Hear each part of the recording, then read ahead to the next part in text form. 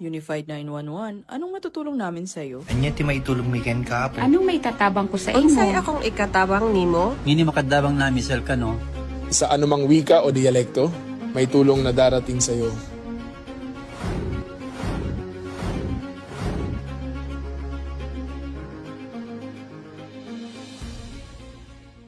Lilingkod sa bawat Pilipino at magbibigay ng tamang impormasyon para sa tahimik at maayos na Pilipinas. Police News Network, alagad ng batas, tagapagtaguyod ng balitang pulis, sandigan ng mamamayan, patnubay ng katotohanan. Kampo Krame, maghahatid ng pinakahuling kaganapan at nagbabagang balita. Ito ang PNN Police News Network. At ngayon, ang inyong mga tagapagbalita.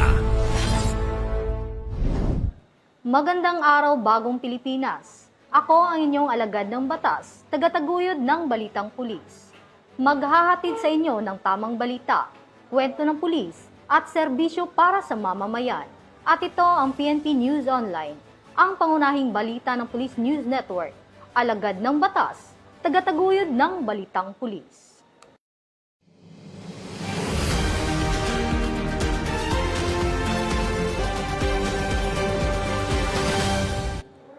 Narito ang mga balitang hatid ng ating PNN correspondents mula sa iba't ibang panig ng bansa.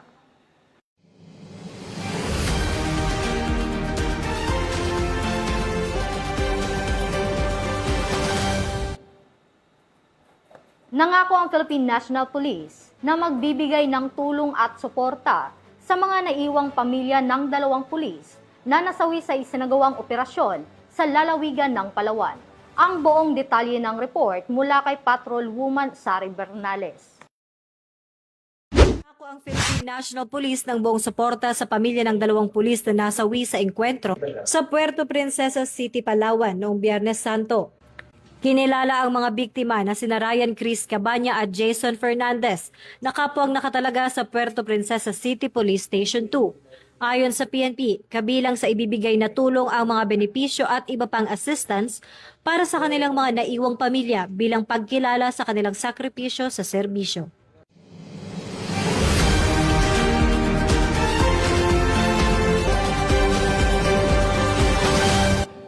Maraming salamat, Patrol Woman Bernales. Pinayuhan ng Philippine National Police ang mga aplikante ngayong taon na tiyaking kumpleto at maayos ang kanilang dokumento upang maiwasan ang aberya sa aplikasyon. Ibabalita yan ni Police Chief Master Sergeant Mauricio Ruiz. Pagkakataon at aarangkada na naman ng PNP Recruitment 2026, sir. Ano po ang mabisang payo nyo sa ating mga police applicants na gustong tahakin ang serbisyo publiko, sir? Okay, sa mga aplikante natin sa baba, ang lang importante is ayusin nila yung mga qualifications nila, eligibilities nila, para kung sakali man hindi sila magka-problema sa kanilang mga applications. Okay, yun ang isang pinaka-importante, no? Lahat sana ng kanilang mga documents, gaya ng mga nabanggit mo, ay dapat authenticated lahat yan. At saka dapat original yan kung saan man agency galing yung kanilang mga documents. Kasi mahirapan sila pag yung mga documents nila ay hindi authenticated or hindi original, tapos isa-submit nila sa atin. Kasi nagkakaroon tayo ng, ng document validation. Ito, tinatawagan din natin lahat yung kung saan galing mga documents nila. Then, bine-verify natin kung authentic ba yung kanilang kinuhang mga documents or mga original. Yun ang kailangan nilang i-prepare sa mga documentary requirements. Sir, meron na po ba tayong tentative date o exact date regarding sa BMI o Body Mass Index, sir? Actually, yung sa BMI nila is naka-schedule na pa yan this coming April. Mga second week or third week of April. Sabay-sabay na lahat yan sa BMI, yung regular natin at saka yung attrition. So, pagdating naman sa BMI, dapat they should be physically qualified sa kanilang BMI. Kasi kailangan nilang i-meet yung standard natin for the body mass index. Na yung BMI natin is from 18.5 to 26.5. Pag sumobra na po doon, ay bagsak po sila sa BMI. Same- Pag kumulang naman, bagsak din sila sa BMI. Same din ba yun, sir, sa lalaki at babae, yung BMI, o magkaiba? Parehas lang yan. Parehas lang ang BMI ng babae at saka sa lalaki. Lilingkod sa bawat Pilipino at magbibigay ng tamang impormasyon para sa tahimik at maayos na Pilipinas. Police News Network, alagad ng batas, tagapagtaguyod ng balitang. Maraming salamat Police Chief Master Sergeant Ruiz. Pinaigting ng PNP katuwang ang iba't ibang ahensya ng pamahalaan ang Safer Cities Initiative upang mapahusay ang seguridad sa mga lungsod. Magbabalita dyan si Patrolwoman Sari Bernales. Isang press briefing na ginanap ngayong araw, ika-6 ng Abril, sa Bureau of Fire Protection National Headquarters sa Quezon City, formal na inilunsad ang Safer Cities Initiative na pinangunahan ni DILG Secretary John Vic Remulla kasama sina Chief PNP, Police General Jose Melencio Nartates Jr., Director ng Directorate for Operations, Police Brigadier General Rogelio P. Peñones, NCRPO Regional Director, Police Major General Anthony A. Abirin, gayon din ang mga District Directors ng NCRPO, PNP PIO at mga PIO ng NCRPO districts. Alinsunod sa direktiba ni Pangulong Ferdinand R. Marcos Jr. na tiyaking ligtas ang publiko sa lahat ng oras, bumuo ang PNP ng isang Integrated Anti-Criminality Campaign Plan upang higit pang paigtingin ang presensya ng kapulisan sa mga komunidad. Ang programang ito, na unang ipinatupad sa Metro Manila bago palawakin sa iba pang urban center sa bansa, ay naglalayong mapababa ang kriminalidad. Bilang pangunahing hakbang, nagtalaga ang pulisya ng 1 hanggang 2 pulis at mga police assistance desk sa lahat ng pampublikong paaralan tuwing oras ng klase. Dinoble at triniple rin ng NCRPO ang bilang ng mga ide-deploy nitong tauhan, kabilang ang mga mobile forces sa mga transportation hubs tulad ng LRT, MRT at PITX. Gayon din sa mga simbahan at tourist spots, katuwang ang mga barangay at volunteer groups.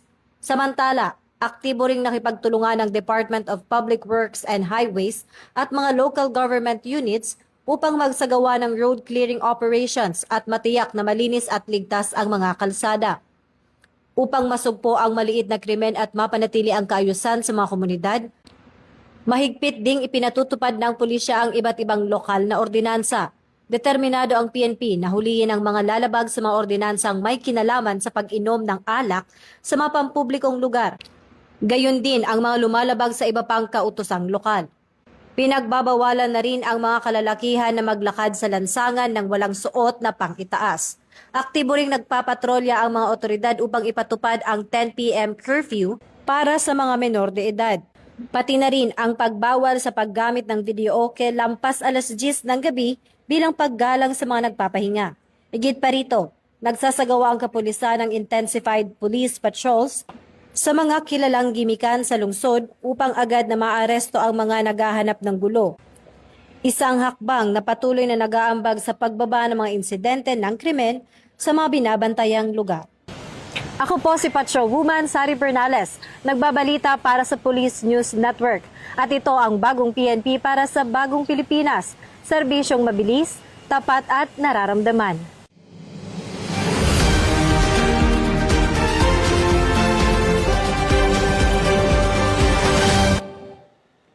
Arestado ang 10 individual matapos maaktuhan ng mga otoridad sa isang iligal na sabong sa Barangay Avancenia, Mulo, Iloilo City noong Biyernes Santo. Yan ang balitang aking tinutukan. Individual ang naaresto sa isinagawang anti-illegal gambling operation sa Barangay Avancenia, Mulo noong Semana Santa. Ayon sa Iloilo City Police Office, naaktuhan ang mga sospek habang aktual na nagsasagawa ng illegal na sabong na kilala bilang pauwak. Agad silang dinakip ng mga operatiba sa isinagawang raid. Kasalukuyang nasa kustodiya ng pulisya ang mga sospek at nahaharap sa kasong paglabag sa illegal gambling law. Patuloy naman ang paalala ng mga otoridad laban sa pagsasagawa ng illegal na sugal. Ito ang bagong PNP para sa bagong Pilipinas, serbisyong mabilis, tapat at nararamdaman.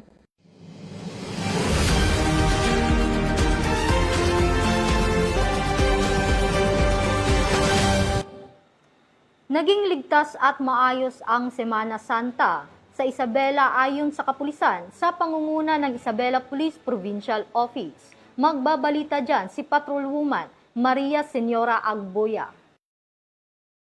Pinaigting na seguridad ng Isabela PNP, naging ligtas, maayos at mapayapa ang kabuang paggunita ng Semana Santa ngayong taon sa lalawigan ng Isabela matapos ang ilang araw na pagpapaigting ng public safety operations na isinagawa ng Isabela Police Provincial Office.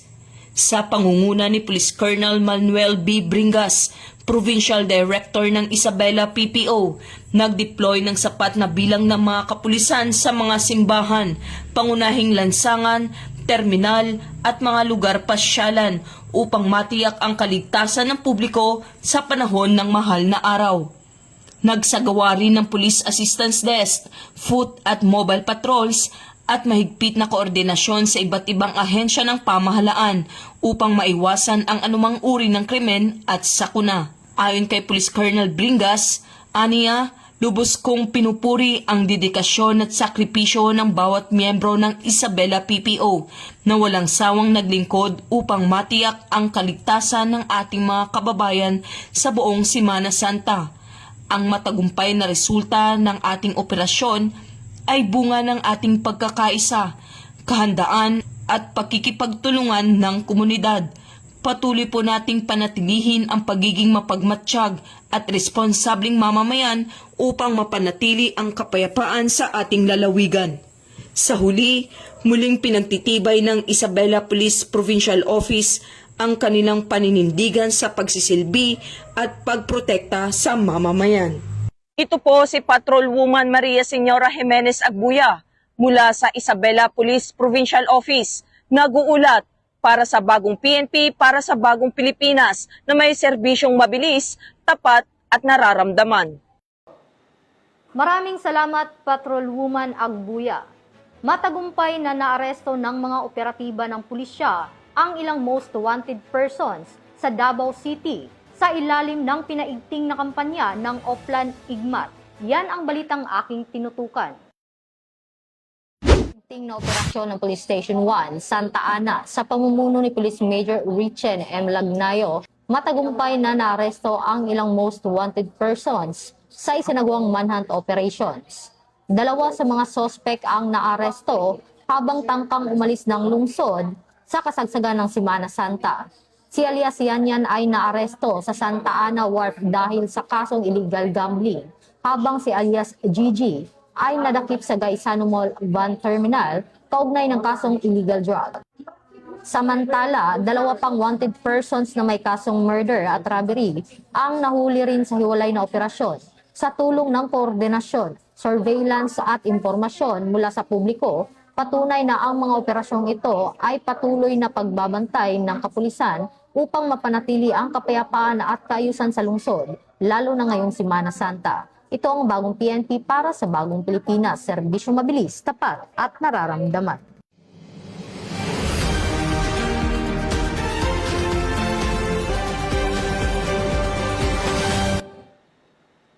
At yan ang mga balitang nakalap ng ating PNN correspondents mula Luzon, Visayas at Mindanao. Para sa mas malawak at mabilis na ulat ng mga balita, huwag kalimutang mag-like, follow and share sa aming official social media accounts ng Police News Network.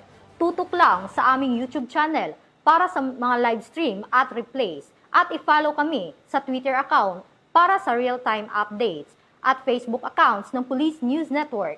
Manatiling mapagmatsyag at laging alam ang totoo.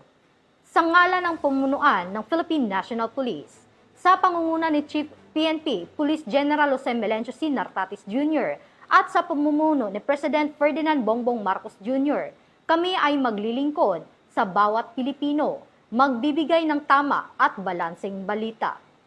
Mula rito sa tanggapan ng tagapag-ugnay ng Pambansang Pulisya, ako ang inyong alagad ng batas, tagataguyod ng Balitang Pulis. Maghahatid ng tamang balita, kwento ng pulis at serbisyo para sa mamamayan.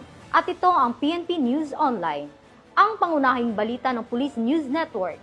At ito ang bagong PNP para sa bagong Pilipinas, serbisyong mabilis, tapat at nararamdaman.